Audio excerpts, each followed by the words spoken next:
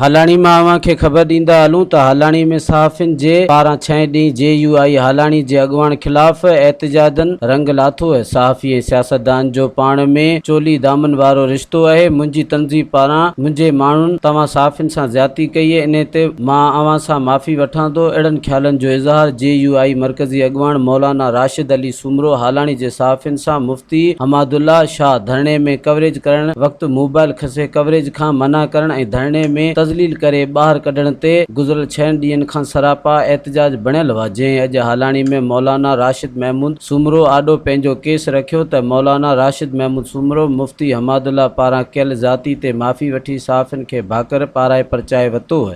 धरणो खणी आया आहियो, तव्हां मुज़ाहिरो करे आया आहियो, तव्हांजे इन किरदार ते मूंखे तहफ़ुज़ात बि थी सघनि था। मां तव्हां सां बहस करण खां बग़ैर तव्हां मूंसां बंदि कमरे में वेही ॻाल्हाए सघो पिया। सहाफ़ी असांखे गॾिजी सिंध जो केस वेहणो आहे, सहाफ़िन ऐं असांखे गॾिजी मज़लूम माण्हुनि जो केस वेहणो आहे।